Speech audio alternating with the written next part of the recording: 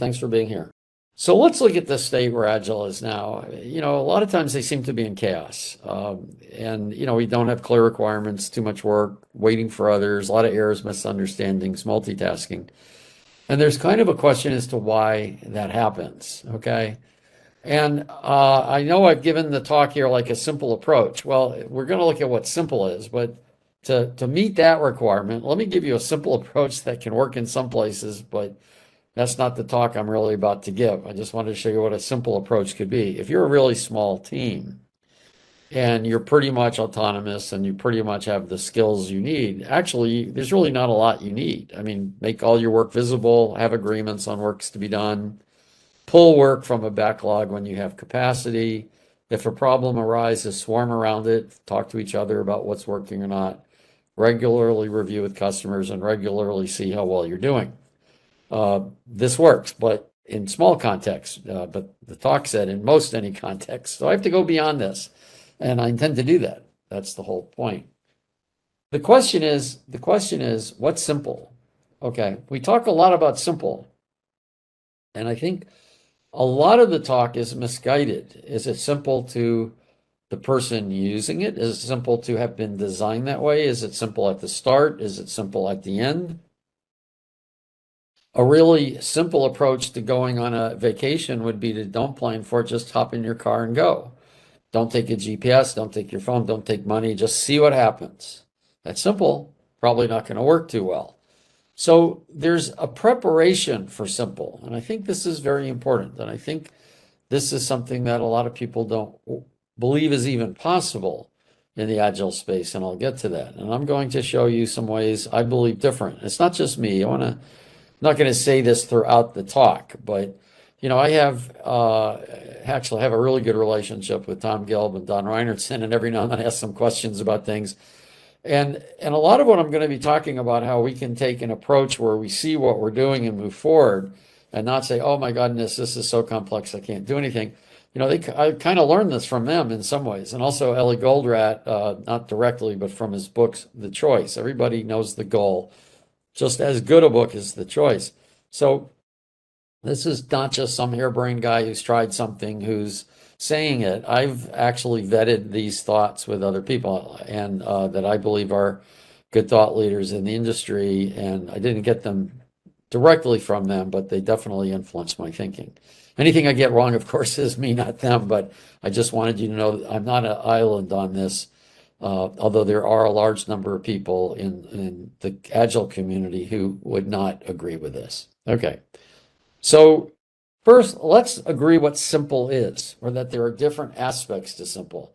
A unicycle is very simple to design, simple to build, simple to understand, but probably difficult to master. Speaking from experience, I actually used to ride one. But the bike on the right, it's harder to design, harder to build, simple to understand, still easy to master. So when we talk about simple, we have to consider simple for who, and simple to do what, and simple to have done something. That's a little harder to build the thing on the right. It's not that much harder, actually, because it turns out the tolerances of a unicycle have to be much greater than the tolerances of a bike, because the strain on the pedals on a unicycle is much greater than the strain on the pedals of a bike, because you turn by pushing the pedals one side forward, one side back. You shift your whole weight. As I said, I used to ride one of these. And one of the problems we used to have is that unicycle pedals would not stay solid attached to the axle or to the cranks that are there. So there are some subtleties that you get with this. But let's look at that bike on the right, a single speed. It's called a cruiser. It's got a brake. It's got one speed. There's no derailleurs. And let's look at this bike on the right now. So the cruiser's on the left. That's a 27-speed bike. It's kind of the popular bike nowadays. Now, harder to design again, because you've got two derailleurs. You've got a derailleur in the front that changes gears. You've got a derailleur in the back that changes gears. You got two sets of brakes. One set of brakes is now in the back wheel, and one set of brakes is in the front wheel. And actually, if you use the front wheel at high speed without knowing how to do that, you're probably going to flip the bike. Front braking very hard without the rear brake is kind of dangerous at high speed. So this is now a little more complicated. But notice I say simple to understand when explained properly. And I'm using a metaphor here, an analogy, actually. I'm using an analogy here. But it's important. See, at first, the right bike looks like it's harder to understand. And if I were to explain to you all the braking and all the derailleurs and all this and that, yeah, that's a bit. But here's what's interesting. If I had somebody, I was going to teach how to use that bike on the right. As somebody who knows something about bikes, I would set the gear to be about matching the terrain we're in. I mean, if you're on flat ground, you could set it to a pretty high gear. If you're on hilly ground, I'd probably leave it at a mid gear unless it's really hilly. And then I might put it at an even lower gear. And I wouldn't tell them about the derailleurs. I wouldn't mention it. No, as far as they know, they got a one-speed bike. I also might even disengage the front brake and tell them, hey, this handlebar, I think it's on the left side. I always have to check. This is your rear brake. Use it. Okay, so now instead of braking backward like you do on the left, you just pull this handlebar. And there's no danger of braking with the wrong brake because I disconnected it. Haven't told them about the derailleurs. I don't need to disconnect them, but I could. And now I actually have just as simple a bike to start with as I had either side. Either side is just as simple to start. But now notice something. The bike on the right is more flexible, more powerful. So yeah, it took a lot more to design, took more to build. Just as easy to start if I know how to explain it. Still easy to master, but it's got power.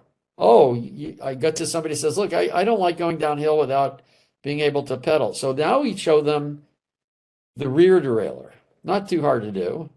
Then they get a little better. We show them the front derailleur. Maybe now we introduce the front brake. The point is, it's not how much you have. It's the pace at which you explain it that's very important. I endlessly hear Scrum proponents talking about something simple to, it's intentionally incomplete. We're going to talk about that. The intention is not to overload people. I've heard times people say, oh, we don't want it to be an encyclopedia. And I'm thinking, why not? Wouldn't it be great if you got started and it was really easy, and then you had an encyclopedia when you had an error or a problem, you could just look it up and see what to do? I think that'd be awesome. That's actually what's part of the Disciplined Agile Toolkit is like that. You can go look things up. It's not designed to start with, but it is a nice reference. So we want to rethink simple this way. And the issue is not this overall complexity, as I said, it's the pace. We don't want to overload people, but we don't want to limit ourselves to what people can understand at the start. That would be actually kind of silly. The opposite of intentionally incomplete does not need to be an overloaded encyclopedia as well. It can be what I call intelligently incomplete. In other words, let's take a subset, let's get started with that, let's move forward, but do it in a way that this subset's easy to start and gives us the way to move forward. Okay, can include what we need to continue learning. So I'm going to give you a little confession here.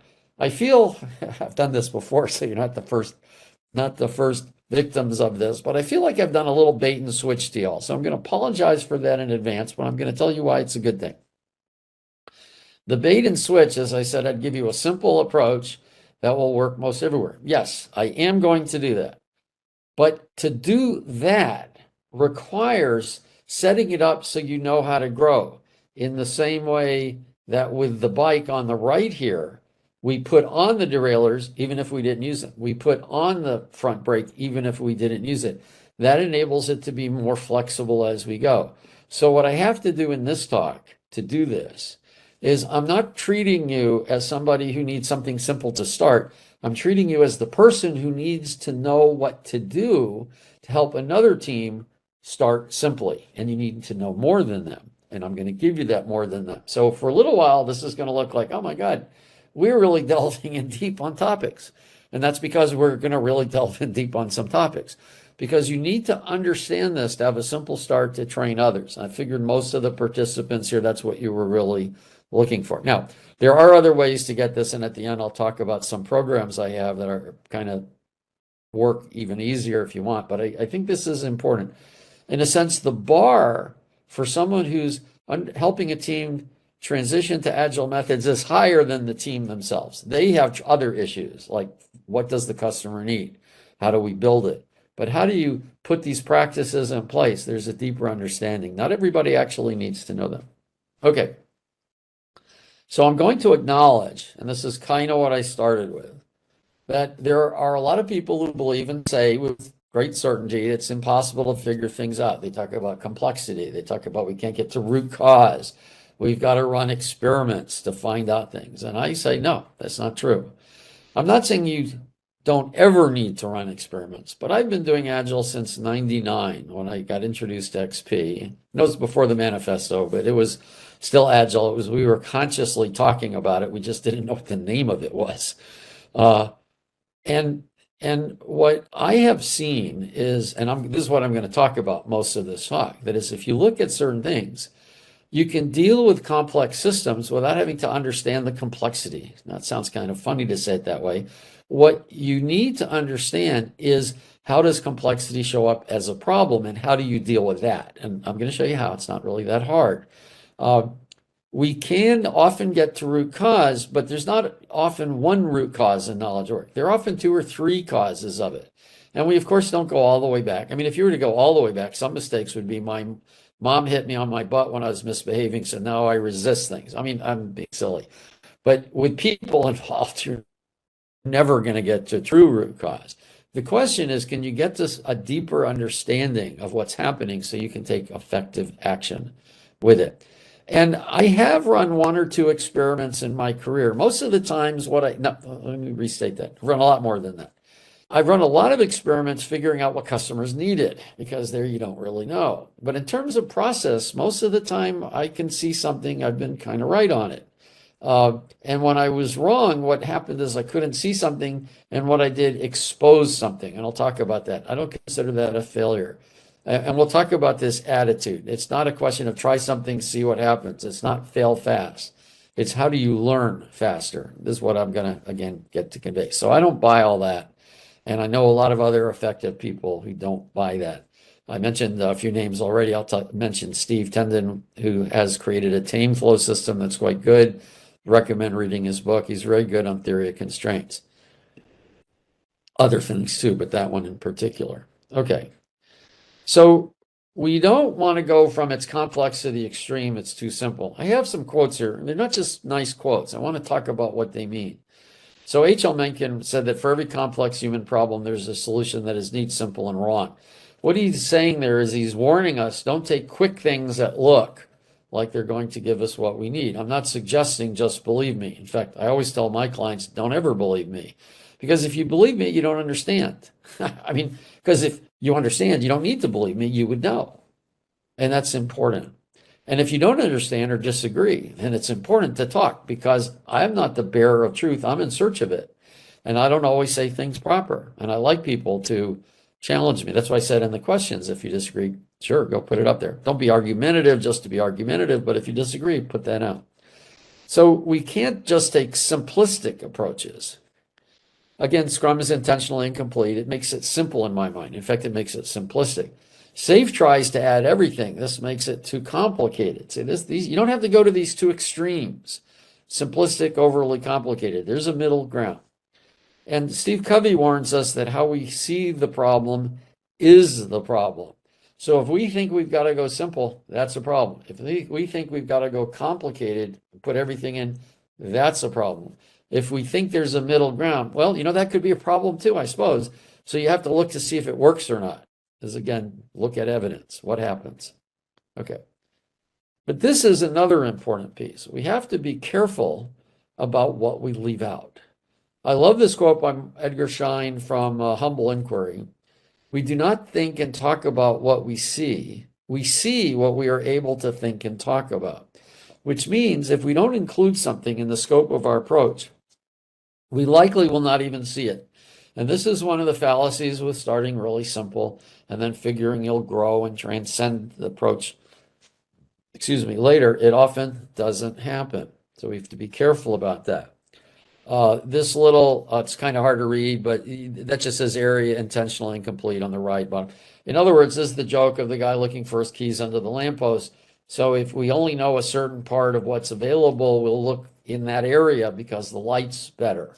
And this is one of the dangers of of actually, I think, Scrum that points out only some things, and then we never see the things that would be useful. Again, go to the opposite. Super bright lights on everything can be expensive, but how can we navigate this other stuff is really the issue. Okay.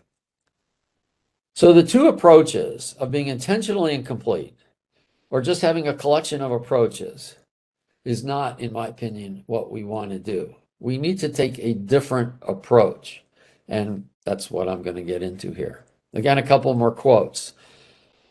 And in fact, they bring in some things as well that I'll talk about. Because I was looking ahead, there are a couple of slides I might have added, but I can just talk to them. So this is from Peter Senge from the Fifth Discipline. He's written one of the most, Fifth Discipline is one of the classic books on systems thinking. Today's problem come from yesterday's solutions, and we mustn't be seduced into thinking we have a long-term solution. In other words, we have to continue to improve. They change. The solutions don't change. They become part of the problem. Okay. And Arthur Schopenhauer, one of my favorite quotes is, thus the task is not so much to see what no one has seen yet, but to think what nobody has thought yet about that which everybody sees. In other words, we have to look at our problems in a different way. So Agile started out in 2001. I mean, as a name. To me, it started in 99 when XP started coming up. Like I said, that's when I got introduced to it at the OOP conference in Munich toward the end of 99. Before that, I was doing things like Agile, but I didn't have a reference and they were more sporadic. But what we're saying is that we want to look at what we see in a different way. This is one of the reasons I get irritated when a lot of trainers, I hear them say, oh, you got to follow this until you understand. And I'm thinking, wait a moment, they've been doing development for decades. Why do they have to follow you? They've got experience. What they need to do is just look at what they've been watching a different way. Look at what they're doing a different way. They've been doing waterfall and they've been seeing big batches. Show them why that's a bad thing. They don't need you to tell them little guys are better than bad guys. They know that. Just give them a different perspective. So that's kind of what I think Schopenhauer means, or applying it to here. But Senge's thing with systems thinking is very important to understand. What is systems thinking? And it's somewhat misunderstood because people think systems thinking is just looking at the whole and all that. And it's a lot more than that. Systems thinking basically says the components of the system interact so much with each other that one thing you change will affect another thing. So like you could take a car, say you get 20 great cars and you get the best parts of the best cars and you put them together, you'll have a pile of junk. Why? Because they don't interact properly with each other. And what you want to do is notice that systems thinking are how the pieces, the components interact with each other. It's about the relationships. By the way, I'm stealing this from Russ Akoff. A great reference is Google or Bing. What if Russ Akoff, A-C-K-O-F-F, gave a TED Talk? And he talks about this. Systems are about the pieces between things. He's one of the great describers of systems thinking. So systems are not just the pieces or how they come together, but how they interact with each other. Now, there are also what's called a complex system, where it's still kind of the same idea. It's the interactions and all that, but the interactions are so convoluted and interactive, you can't really tell how the relationships are. Everything seems to relate to everything else. Like the human body is a complex system. Like my heart, it's pumping away, but that's interacting. That's interacting with my lungs, which interacts with my pancreas. Everything is interacting with everything else. Kind of impossible to see what's going on. So it's easy to kind of think, oh, we can't do much with this. We can't understand it. So in truth, you can't see it all. This is why people say that it's complex. What can we do? I'm going to show you some options. First thing is we got to know, what do we want to look at? So I'm going to talk about it so we can look at it. Do we look at the teams and work our way up as the Scrum-based Agile at Scale methods do? Do we look at the whole and break it down as, I guess, sort of, I'm not even sure that that's what SAFe does. SAFe looks at the pieces and puts them together, and yeah, maybe they relate to each other, but everything is more or less as isolated components. I'm going to suggest that what we need to do is look at value streams. Now, you might say, well, okay, what are those? So I'm not going to assume you know what a value stream is. So value streams are the steps it takes for work to go from the initial idea until it is consumed by the customer. Not when it gets deployed, because if it gets deployed and nobody knows about it, there's no value. It's not concept to cash, as is sometimes phrased. I like to call it concept to consumption. This is actually important. It reminds us that we need to attend to what it takes to sell, what it takes to support it, what it takes to do all the things that are needed, not just get it on our server someplace or get it on the shelf someplace. That's the value stream. Now, there are quite a few different kinds of value streams. There's the customer value stream. That's the most important one. Okay, this is why we're in business, I guess. This is why we're offering the services we do. So how does a customer interact with us? If you're an airline, it's how do you buy your ticket, get your on at the airport, get on the plane, get off, get your baggage, leave, and all that. That's the customer value stream. All the value streams around that that are involved in you, like buying your ticket, things like that, those are parts of your different customer value streams. There's also business enabling value streams like sales, HR, legal, things of that nature. Those are value streams, but they enable the business. They're not directly tied to the customer. They're operational value streams like support, server installation, things like that. I'm not interacting with a customer. Actually, that support's maybe questionable because that could be if I'm interacting with a customer, that'd be a kind of customer support value stream. But inside the company, if I'm doing things to set that up, that would be an operational value stream. And then there's the development value streams, and I'm going to call those networks because those are typically not at all linear, but several people are involved in those. So that can be, just use the word network. Some people just call them value chains. Some people call them value networks and leave the stream out, but I guess I'm old fashioned with this one. And I call that a value stream network. And a little more detail, that's pretty much what I just said. So I'm not going to read it.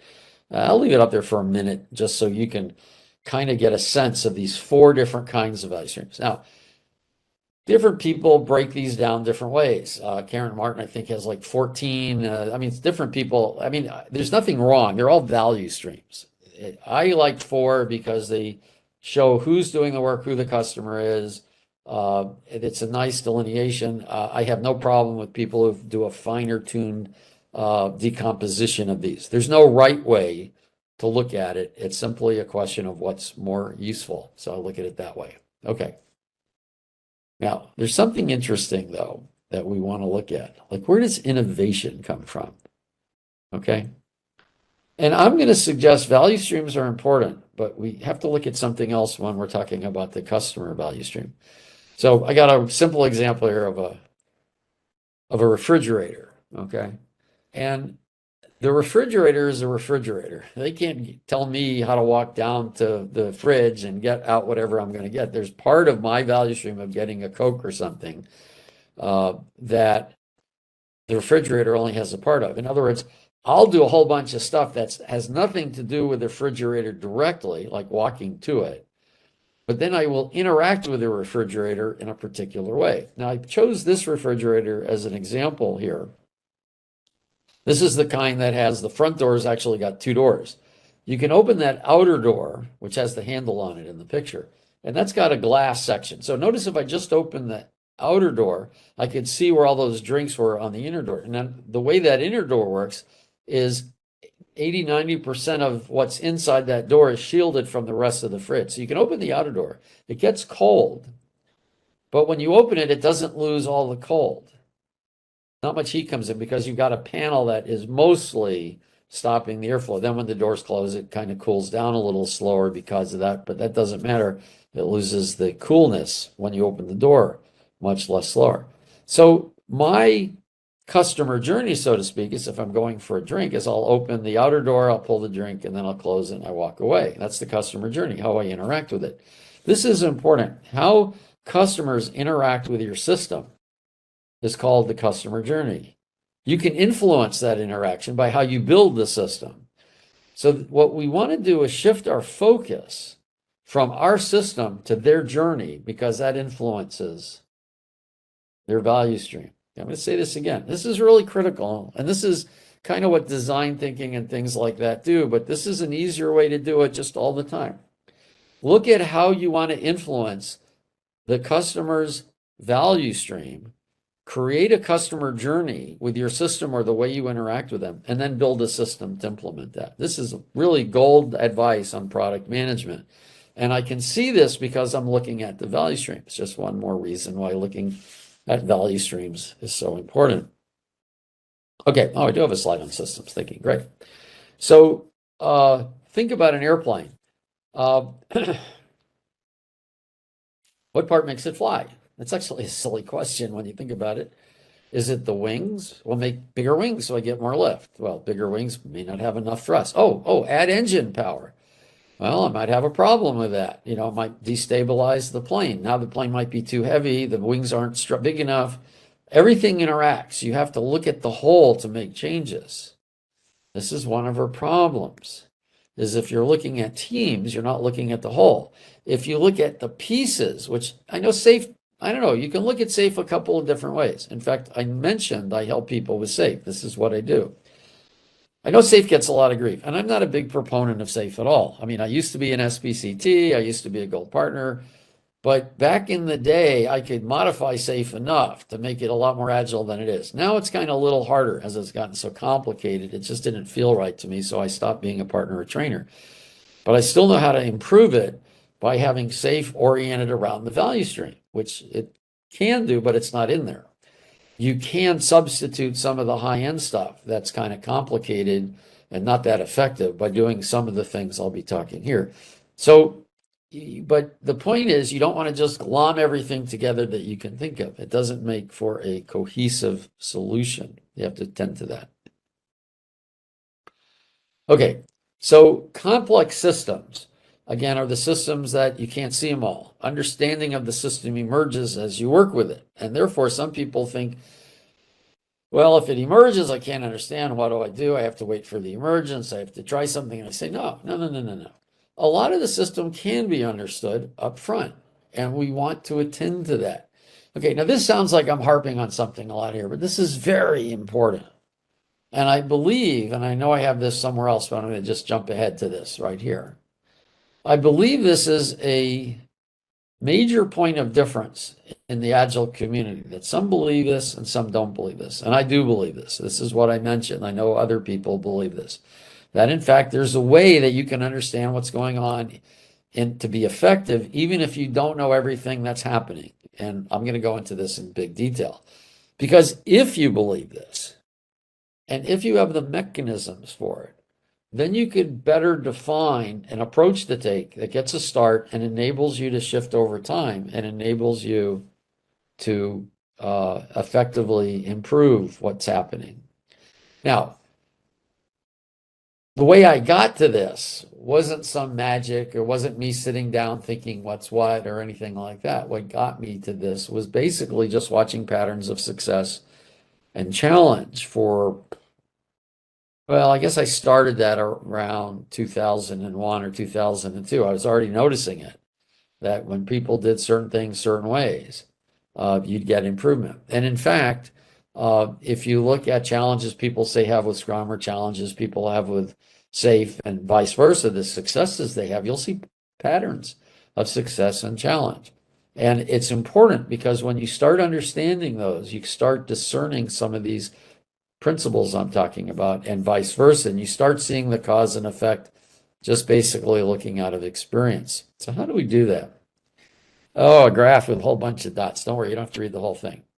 I'm just trying to counter the arguments I hear all the time. I suspect some of you have heard, and maybe I'm going too deep, but I think it's useful. This is not, a lot of people are familiar with the Kinevin Quadrant. This is not that. This comes from Normal Accidents by Charles Perrow. He was the guy who analyzed 3 Mile Island. He was called in to an analysis of it. He found it very fascinating.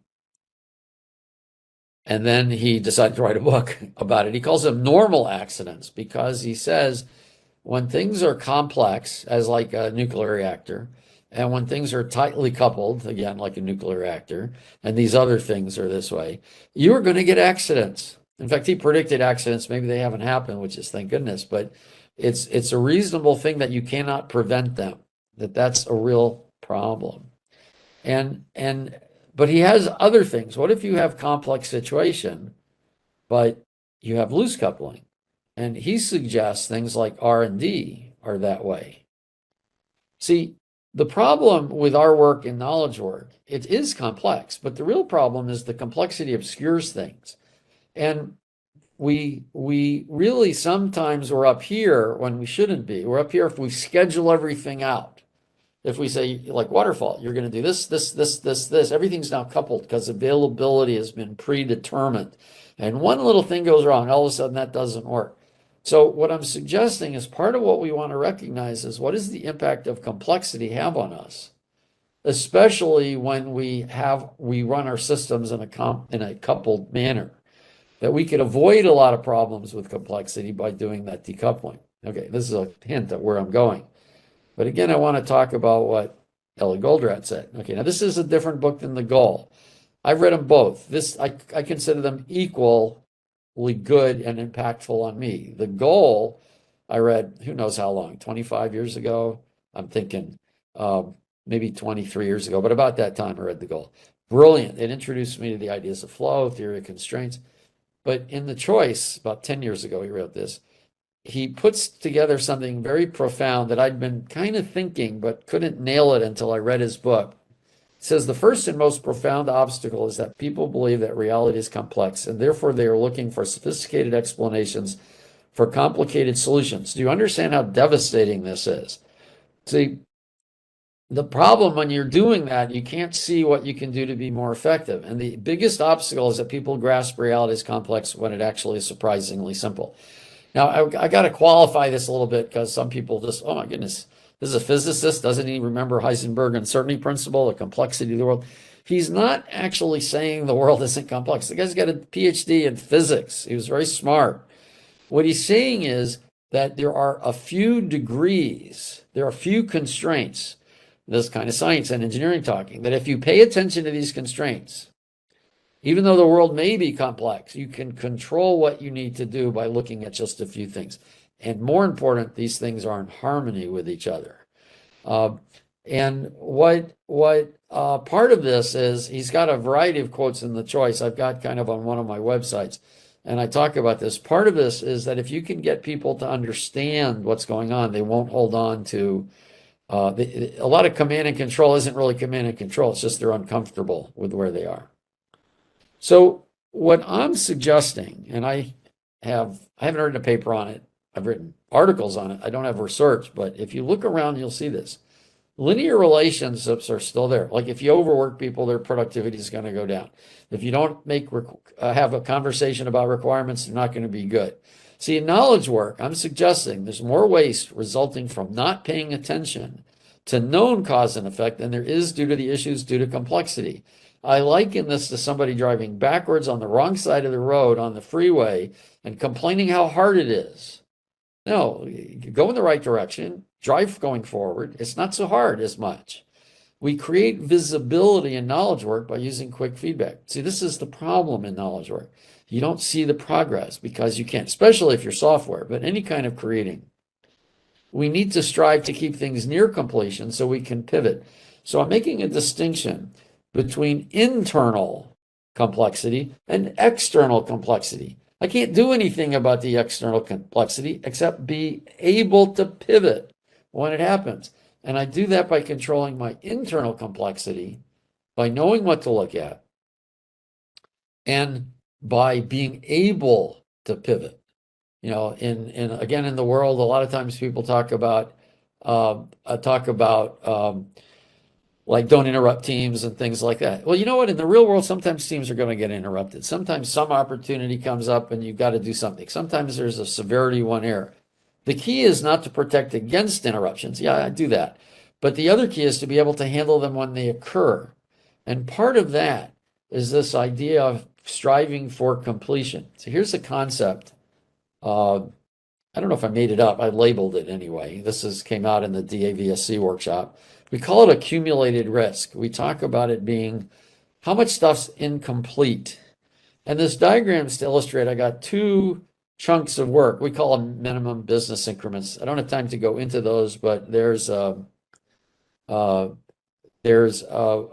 reference to everything here. I'll make a reference for. You can email me or I'll put something on the website anyway. We have this thing called resources that you can go in, and I'll put in references to. But think of a minimum business increment as a chunk of value that's an enhancement to an existing product that I could release. So that's a releasable item up at the top. And it's got some features. And the first on the left, I've got one feature almost done and another one I started because I got 2 out of 3 stories on the left. And the one on the right, I finished that feature. Now notice I have less risk on the right than I do on the left because I can get feedback on that feature. I can't get feedback on anything on the left. So how we deal with the work we have can actually make it so we can get things finished, lower the risk, and be more interruptible. Notice if the approach on the right, I can interrupt that without a big cost. I interrupt the thing on the left, I'm not going to get feedback on the features as quickly. I've got a bigger cost to the interruption. This is the kind of stuff you have to pay attention to. Okay, so here's my assertion. Assertion is a statement claiming something is true and I've got evidence. Okay, maybe I wouldn't get away with this with a doctoral dissertation because I haven't written it in a peer-reviewed article, but I can tell you I've talked to dozens and dozens and dozens of people who would back this up. That there's this, do we believe we can discover and use foundational principles that can guide us effectively through the complex world of knowledge work? And I'm saying it's true. Now, if you don't buy it, that's fine. Remember, I told you don't believe me. Don't believe me. Don't just believe that. But consider what if that's true, what you can do. And consider how you could question, like maybe that's true. How would you know? I'm going to give you some of these, by the way. What is this first set of principles? This doesn't make things deterministic. Why? Because it's a system. It's complicated. It's complex. We can't see everything, but it makes the complex less complex because you don't have this noise that's going around. And we can learn even when complexity hits us. So this is important. This is an important thing to recognize. Okay, so these are 5 of them, and you should be able to validate these. Delays in workflow cause additional work. Why? Because we get slow feedback, we make a mistake, we don't see it, it degrades the information. This is why working on too many things is bad, because that causes delays. Handoffs usually cause loss of knowledge and information. I used to call them mob offs. I would never just hand something to somebody. I would work with them and say, okay, let's all get together who needs this, and we'd all chat about what's getting handed off. You can see when you're not doing handoffs well because you get handbacks.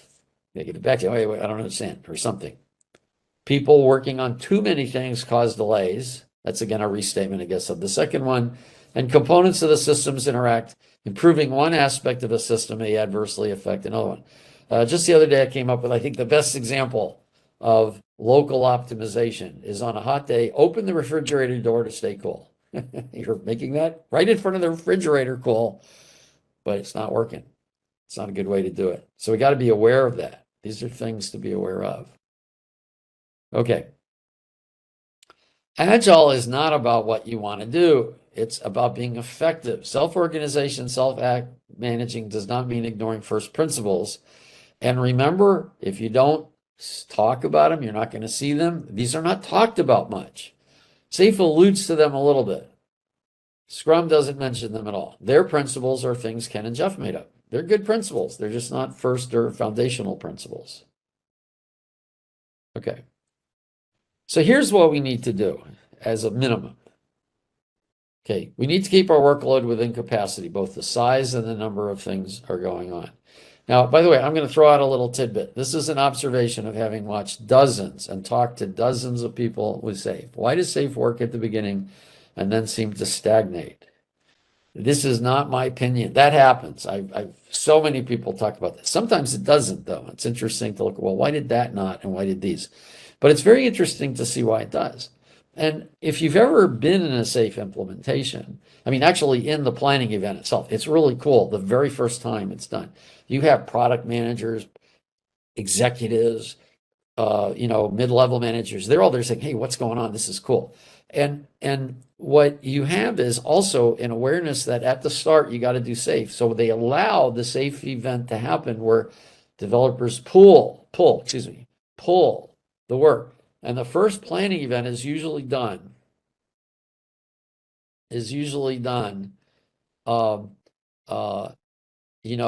the right amount of work. But then the next PI, it starts degrading. Sometimes it's a second, sometimes it's a third. Because now, hey, we're moving, let's keep going. And it turns into a push system. So that's one reason. There's another reason. Because now push, you're getting too much work to do. The other reason is SAFe manages dependencies, but it doesn't really reduce the dependencies. It takes the agile really strange. It doesn't make them into separate things. So you want to first identify and plan the dependencies, but then you want to remove them. Okay, another problem is, as George Bernard Shaw said, the single biggest problem in communication is the illusion that it is taking place. This is why feedback's important. This is why the value creation structure, how people are. This is why cross-functional teams are so brilliant, because you've got the people working together. That's really important. Okay, given that we have limited capacity, you always have limited capacity. In fact, one way of looking at it, I'm not sure I always look at it this way, but one of my consultants talked about it this way, Alan Chadalwada, who came up with a lot of brilliant ideas and net objectives. And he would say, look, we have the same capacity no matter what. The question is, where are you spending it? If you have too much work, you're going to have a lot of waste. You're going to spend a lot of your time working on waste, or you're going to spend it multitasking. You can't change what people can do. You can only have them be working on what is more important and working in an effective way. Okay. Well, okay, this is a big thing. This is what I was able to elaborate after reading The Choice. I call this the value stream impedance scorecard. And before you read that stuff on the right, too late now, I know, but just consider a time you walked into an organization and you said to yourself, wow, this place is great. I'd love to work here. They got it together. Now consider a time you walked into an organization and you said, wow, how do these guys get anything done? Okay, I'm going to suggest what you were doing intuitively is making a decision about how effective they were. And that what the value stream impedance scorecard is just a method of making it explicit. So there are like 9 things that capture most. I won't say it does everything, but it captures a lot about the effectiveness of the value streams people are working on. Like, are you working on small items of value? Are the queues being managed to reduce delays? Are we getting quick feedback? Is the quality of the product high? Are workloads of people within their capacity? Can you see all the work? And are there agreements on how to do the work? Are people organized in a way that reduces waiting for others and reduces handoffs? Are development teams primarily working in one value stream, or are they stretched over several? And are people looking at the value streams, looking across the value streams and not locally optimizing? Now, I'm going to suggest that if you take this list and you start looking and seeing where you're being effective and where you're not being effective, you will find that where you're being effective is very highly correlated with this. I'm going to say there's causality here. And when you're not being effective, that you're not doing these. This is where you can learn how to do this on your own. I did not just come up with these. I came up with by looking to see what people were doing and figuring it out that way. Okay. So now the question is, how do we start? How do we work at the team level? Because that's what I said. Of course, everything I'm talking about here actually applies everywhere. These are what are called scale-free methods. I got that term from Tom Gilp talking to him. By the way, if you don't know who he is, you need to discover who he is. He's brilliant. Some people call him the father of Agile because he had mentored many of the people who wrote the Agile Manifesto, even though he wasn't there. Brilliant guy. So, and in fact, I'm going to show that, how some of these methods at the team work at actually scale with something I've come up with. But anyway, should we suggest a core set of practices? And I'm suggesting no. Practices don't work everywhere. It's nice. Now, that doesn't mean you don't have a set of practices to start with, but you can't have it be the same set. Okay, can we use a set of principles? This is what I used to do. I mean, years and years and years ago. Oh, let's figure it out and all that. Causes a lot of reinvention. It's too abstract for most people. What about a framework? Well, frameworks are typically defined by practices, and in Scrum's case, they're immutable. The idea is, let's do this, we'll figure stuff out. I'm saying, why do it? Why figure things out when it's known? This stuff's known. Back in 2001, that was a good idea. But we know a lot more. We know flow, lean, theory of constraints, a whole bunches more. The thing is, sometimes you can get a good start. Like I said, SAFe often gets a good start. That's why they have so many great case studies after 6 months. People get off to a quick start, but there's no way to sustain it because they don't have a way of learning moving forward. So you need more than the start. The example, just a second. The example I use is, hey, I want to take a trip. I'm just jump in the car and, no GPS. I think I mentioned that. No, we need to set it aside. Now, here's an interesting observation that I've known for 15 years, I think. Somewhere around 2007, 2009, I discovered this. And I remember when I told Alan, Alan Chettle, the guy I mentioned before, he kind of laughed at me. He said, "Oh, just discovering this now? I've known this for a couple of years." I said, "I wish you told me. I hadn't noticed this." But if you ignore special constraints, such as regulation or creating hardware, working with hardware, most companies have to do the same things. Now, they might implement it different, but the intention is the same. The objective's the same. This doesn't mean that you can put the same framework in because they're in different places and you're trying to improve. That means you're going from where you are to where you're wanting to head. And just going to where you want to head is not a good approach. You have to see where you are. Regulation and hardware add additional constraints, but the other constraints are still there. We need something that states an objective with different kinds of implementations, kind of a framework to hold the objectives together, but a way of implementing each part of the framework according to the specific need of the organization. Okay, that's what I'm suggesting we need. And there is a way to do this. And this comes from Christopher Alexander's Timeless Way of Building. Talks about patterns. Now, these have hit the vogue in patterns for design patterns, software. And some people have written it about process patterns. But you want to put it together as a holistic view. Actually, he calls these pattern languages, which I was actually one of the first people to say in software, they don't work so well because things changing so much. But in process, it hasn't been that way as much. And I do guess that what I call a patterns framework is kind of a pattern language in a sense. But a pattern is like, it's got a name, so we can talk about it, like planning. It's got an objective to figure out what we're going to do over the next period. It's got a set of implementations, like I can do sprint planning. I can do program increment planning. I can do flow planning. I can do different things. But I know I need to do planning. So I've created a patterns framework. I call it Amplio, by the way. And it can either work at the team, can work at multiple teams, work at a full organization. And this is a way of talking about it. I'm not saying this is unique, but from a training point of view, I don't know of another framework where there's actually training available. I would say TameFlow is not inconsistent with this. It isn't. It's consistent with this idea, even though he talks about it differently. So I'm going to say a patterns framework is a collection of patterns organized in a way to create a system to accomplish a specific objective. And Amplio Teams is such a framework. And by the way, I'm not trying to do a sales pitch on Amplio here. You can take SAFe, you can take Scrum, you can take all these frameworks, get to the intention of the different things, and recognize you can put a pattern in there instead of that solution they're providing and do the same thing. I'm just using Amplio as an example because it's the only one I know. It's agnostic. It can be applied to existing frameworks as well. Okay. So each objective is provided with a set of options. So like we talk about, you have multiple patterns. Again, I've actually kind of gone through this. The advantages of a patterns framework is I've got the holistic view, but I can plug and play different things. Now, Scrum talks about, well, that'd be Scrum, but the reason is because, like, use the common one. Well, we don't do sprints anymore. Well, sprints have a purpose, and if you just stop using them, you haven't plugged a new pattern into it, which is what you should.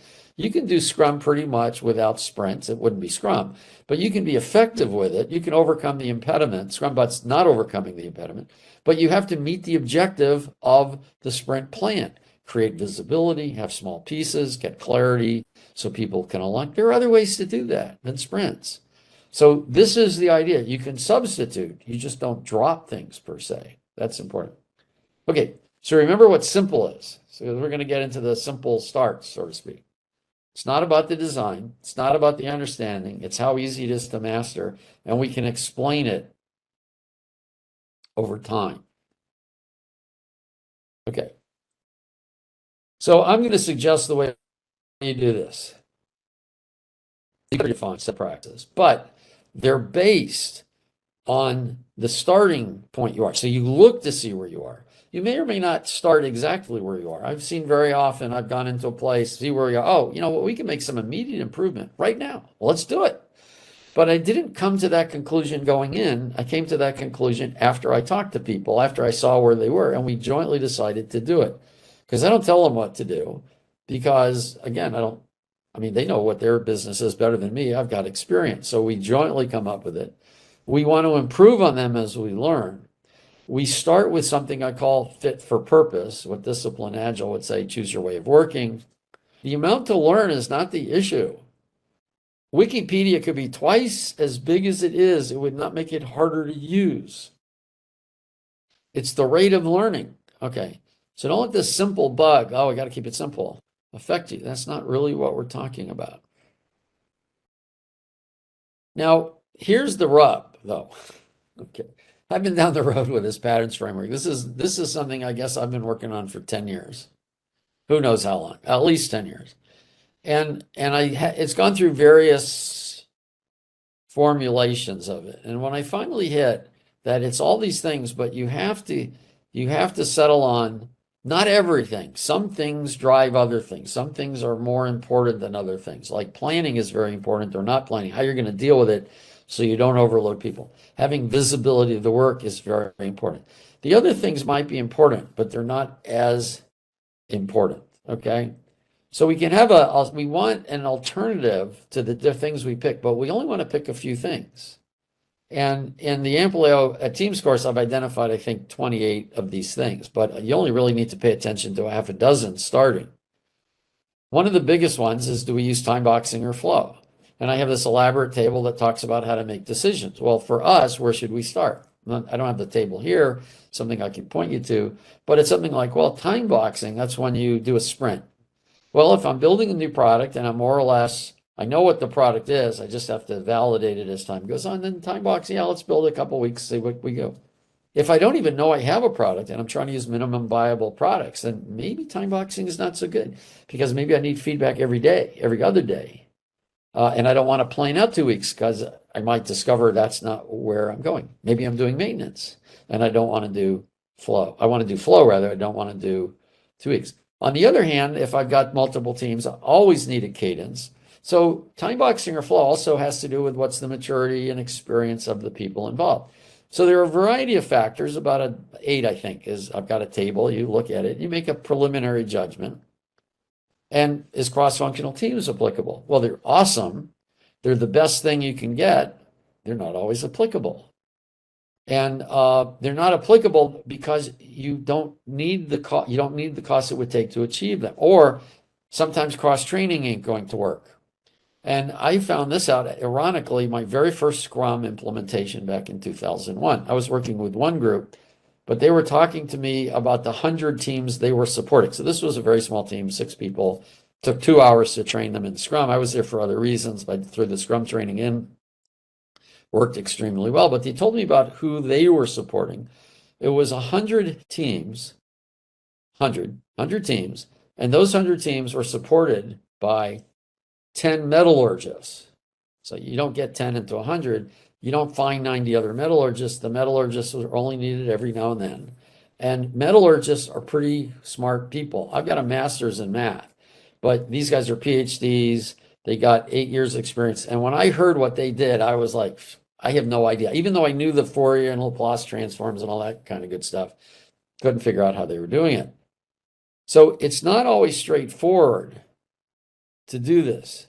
So which do you use? These are the 2 key decisions at the team level. Very important. Okay, so I'm going to give a highlight of some of the issues to look at that you would really need to get in the training. But how are you going to manage the workflow? Requirements and artifacts, how to use those? Quality of the product and roles. So I'm going to go through these just lightly. Again, these can be detailed out in about, I don't know, I guess I do it in about 20 pages. It's not that big. It's not as simple as the Scrum guide, but it kind of shows you what to look at. And if you've got some experience, they'll be pretty available to you. You want to plan just far enough ahead and just see if this seems reasonable to you. How do you do that? Well, there are 2, 3 options. I don't need to tell you. Go look it up. You look in the Discipline Agile Toolkit. They actually, now it's free. You don't have to take in a DA course. Pull work to avoid overloading people. In other words, people decide when they have capacity, not managers. Manage your work in process with a focus on finishing. If you finish something, go look to see if you can finish something else instead of opening something new. Finish stories, finish features before you open up another feature. Remember that risk accumulation thing. Attend to risk with feedback.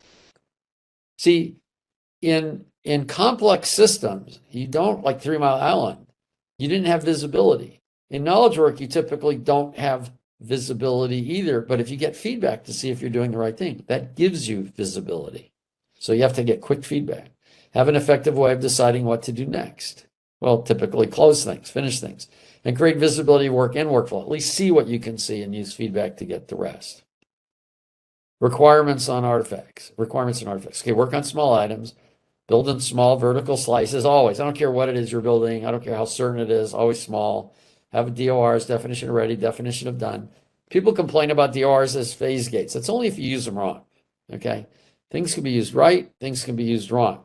A DOR, definition of ready, what does it take to get started? Like I liked Dean Leffingwell once said, don't let it in the sprint unless you know how to get it out of the sprint. A DOR might simply be, we don't start it unless we have a definition of done. It could be as simple as that. It's not used as a phase gate. Attend to the customer journey. I explain that. MVPs, Eric Ries says, I'm discovering. MBIs is, if you get one thing out of this seminar, go look up MBIs if you don't know what they are, read about them, and use them. I don't care what approach. This is one of the most significant concepts that's not used. It's actually one of the most significant concepts, period. And unfortunately, it's not used.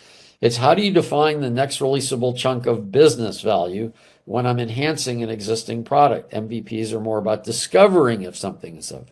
I don't have time to go into the MBIs. I got a lot of resources on them. Very, very useful. There's stuff on the PMI site, and there's stuff on the Process Mentors, my partner site on MBIs. Just read it all. In our workshops, we actually have Miro board templates that help you build them. Okay.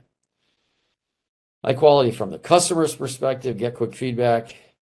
Here's a real simple thing. Anytime you're given a requirement, ask, how will I know I've done that? This is so easy. This is one of the few universal practices. Always, always, always, always, always ask that question. How will I know I've done that? Because that's how they're going to verify.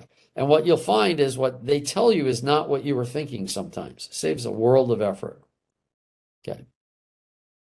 Roles. Well, the key ones are product owner, developers, team coach. I'm talking about starting. There's more than this. Like I said, I got 28. I'm just giving it a few. We talk about subject matter experts. We talk about product managers when it's appropriate. But this is all you really need to start out with. Okay. If you want to see this graphically, this is what I call Amplio teams. Okay, you have customer start, you get a business backlog, you do some sort of planning, you have a near-term backlog. Now, whether this is iterations or time boxing rather, or whether it's flow, that will determine what you do in these steps. I've already given you some. The teams work together, integrating on a regular basis, daily see where you are, continually work together. The key here is not to get to start right. That's useful. It's not essential. The key is to have each of these things you're doing thought of as a pattern, as, okay, here's what I'm doing, but I'm focusing on an objective. And I'm using this way to meet that objective. You know, and if this way doesn't work, I'm not going to just drop it, like Scrum Bot might mean. I'm going to find a better way of implementing that objective. This is really, really important. And people don't think you can think this way because you don't navigate complexity by understanding it. You navigate complexity by seeing what happens when you try things and you look to see, am I adding value to my stakeholders? Am I slowing myself down or speeding myself up through that? And you can do that. Okay, now I'm going to go through this quick because I could spend the whole day on these next 4 slides. I'm just going to go through them real fast. And that'll give us some time for questions. Actually, people are either asleep or stunned. I can never tell. And I'm not looking at the chat. I don't know why I don't have that up there. Maybe I should see if people have been chatting or not. That would be nice. But in any event, you have to learn. And this is one of the biggest differences between my approach and Scrum. And I would also suggest my approach and SAFe, but they always do some of this. This inspect and adapt is somewhat useful, but it's a weak improvement method. Now, I know Scrum in the recent Scrum guide talks about it. Scrum's based on lean thinking, but it isn't. I'm sorry. I was the one who first suggested back in 2007 that if you thought of Scrum as a partial impediment of lean, you would do better with Scrum. And the thanks I got was being thrown off the Scrum development group by Ken, saying this board is about Scrum, it's not about lean. He called Jeff Sutherland out, the other co-creator, and he confirmed that. And then a few months later, Jeff spoke out. Jeff said his Scrum's based on lean. But if you look at the lean thinking, and again, I have resources for this. If you look at lean thinking, you'll find that it's inconsistent with a lot of Scrum. A lot of the things Scrum does is just inconsistent with lean thinking. And I've written a variety of blogs on this. And one of the things is Scrum is based on empirical process control. This is like you've set up the model, now you adjust it by changing to see how things are reacting. And I know he talks about empiricism, that's great, but it's still missing a theory, a model of understanding. Remember when I said I've run some experiments, but I didn't really think of them as experiments? Part of that was because I was pretty sure I knew what was happening. I really saw that, been outlining this to you. And I saw that where we were now was causing a lot of delays in workflow globally. And if we did this, it would shorten those delays. I said, okay, well, that's a good thing. So I was not surprised. Now, where I have gotten surprised is when I lay this out sometimes in front of people and then decide not to do it. Oh, I didn't realize these people are holding on to this. This is called learning. But now I could deal with that. Okay. And in fact, as Ellie Goldratt talks about in The Choice, he says if you have where people can understand things, they're more likely to make changes when they don't. He says it's comfort zones keep you closed to change, not command and control as much. Okay. So, oh, good, I found the chat.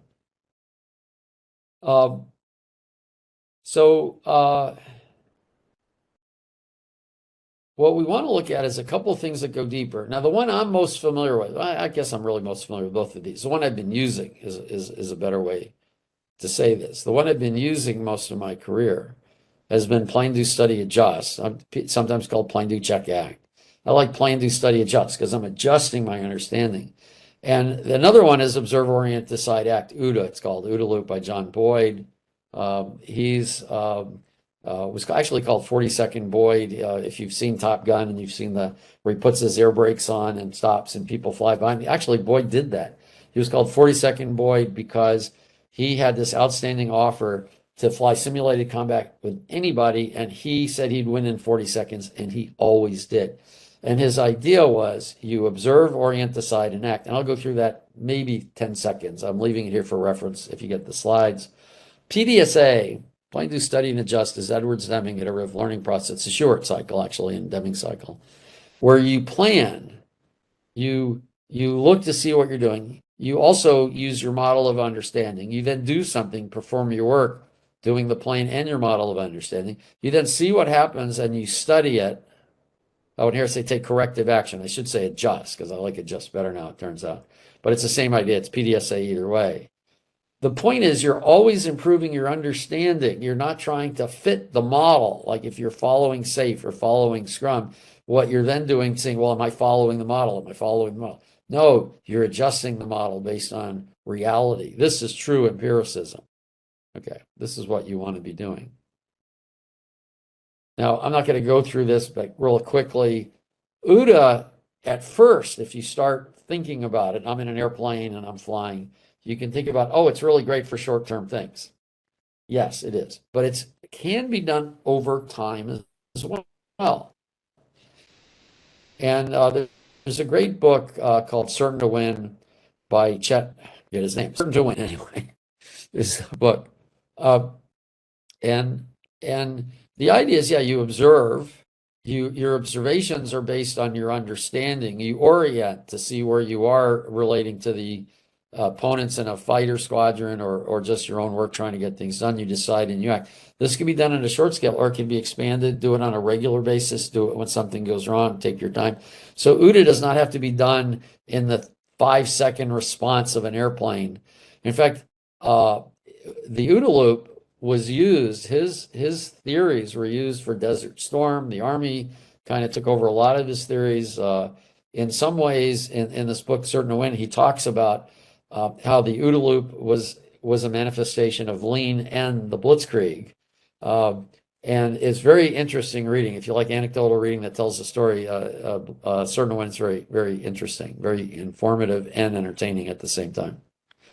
Now, the other thing I want to expose, and then I've got 2 more slides or 3 more slides, and we'll take questions. I'll still have about 10 minutes for questions. So this is called single and double loop learning. Double loop learning comes from Chris Argyris. There's also triple loop learning. I'm not going to get into that. But single loop learning is I've got this model, I make decisions, I go around. This is inspect and adapt. This is like, oh, it's getting hot now in Seattle. Believe it doesn't rain 365 days. It will get hot soon. And I'm going to set my thermostat at 72. That's single loop learning. The thermostat and the air conditioner work together, keeping me comfortable. But double loop learning would be questioning, maybe that's not the right thing I should be doing. Maybe when I leave, I should not worry how hot it gets, or maybe worry a little bit, but let it get up to 74. Save some electricity. That's double loop learning. I'm actually I'm changing my model based on what I'm getting. See, my complaint with the learning model of Scrum is it's immutable. You don't question what you're doing. You can add to it, but you're not creating a model about how it's being built. SAFe doesn't really talk about this, but it's hard to change things with SAFe because they've started not on the value stream. They start at the different levels. So you start at the essential SAFe, pretty much the team level. You've left out all the top level stuff that's still needed. And it's just hard to build it that way. When you start with a value stream, you can get more and more, you're seeing the relationships. It's easier to get feedback and you can improve. So that's why I like double loop learning a lot. There's a lot of resources there. Okay. Now I'm going to show something else, and this is I have a page on this on the website. I can see I do need to make I think if you look for recent presentations by Al Shalloway, you'll find the page, although I can't change it now. I think I made that on PMI. Go to my website. There's a resources section. If you go to the website, you'll see resources, you'll see presentations, and I'll put something there with a lot of these references I've been spouting. So this was something I came up with back in 2007 or 8, around that time. It was before I got into Kanban. It was just before I got into Kanban, which was 2008. I had formed Lean Kanban University with Dave Anderson in 2009. We had some disagreements, so I left. But I built this, and it was a way to use all these things I'm talking about as a single team and do it as multiple teams. So we call this a basic Lean Agile solutions team. I can have like 1, 3, 4, 7 teams. They don't have to be perfect teams. They could have support people inside it. But the whole blast, as we call it, is focused on one product. That's the main idea, or products, related products. And it looks just like the other picture. You're just doing the same objectives, but in a different situation called at scale. And what's important here is, this is the good thing about one of many, the good thing about these first principles I've talked about is most of them are scale free. The concept of planning works out. You might implement it differently, but as a patterns framework, just plug in a different implementation. So the patterns framework, it's funny, in this Amplio Teams workshop, I call it a master class. It actually includes BLAST in here because that's just multiple teams. You're just in a different context. You just add things. What it doesn't talk about is portfolio management and, budgeting and things of that nature. I have other things for that, but I'll give a reference to this. You'll see it at the end. I'm writing 2 books simultaneously. You might find interest. Again, you can get on my website. The main page is just successengineering.works. The main page, scroll down, you'll see these 2 books. One's Amplio. It's about 2/3 done, and this one's about 2/3 done. I've discovered something very interesting. I've known for, 25 years that you learn better by teaching, but you can also know something and still not know how to convey it to different people. See, a peer-to-peer is one thing. If you're a manager talking to people, if you're talking to a manager, you're a builder and you're talking to a manager, it takes a different understanding. So in my Amplio course, I'm teaching people how to convey things. These are some topics. So I have 2 books in parallel. One is the Amplio Teams. This is the Being a Professional Coach. I intentionally wrote the Being a Professional Coach to be consistent with everything I've been telling you. It has a lot of these concepts. and it's intentionally not tied to the Amplio team. So if you just want to get to be, how do I apply these elsewhere? Just read this. I intentionally made it that way because a professional coach to me is somebody who understands the reality of the situation, knows how to convey it, doesn't tell people. You're not going in there dictating, but you have to learn how to convey it so they can discover it on their own. And that is not being a facilitator, being a fly on the wall. It takes a lot more. And this, again, is written to be approach free. It's not about Amplio. But the reason and you'll notice the book that doesn't have Amplio in it, it's part of the Amplio series. But the Amplio workshops use it because it's good, but you can use this anywhere. Okay, I think I'm done. This is me where you can go to, I will say one other thing. I have this thing, if you're interested in what I'm talking about, and you'd like to get a couple of sessions a month, and you don't have any budget, join the Amplio community of practice. It's free. To be candid, I'm so frustrated with all the good stuff that people don't seem to be paying attention to. I've decided that what I'm going to do is offer this. It meets twice every week.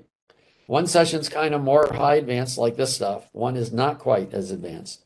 And then I have the Amplio Master Class, and I've been talking about this. These are the things I do. If you're interested, shoot me an email, follow me on LinkedIn. These are the 2 books. Go to successengineering.works. I'm actually done at this point. Al, I thank you so much for presenting with us today. Well, thanks for having me, and thanks for being here.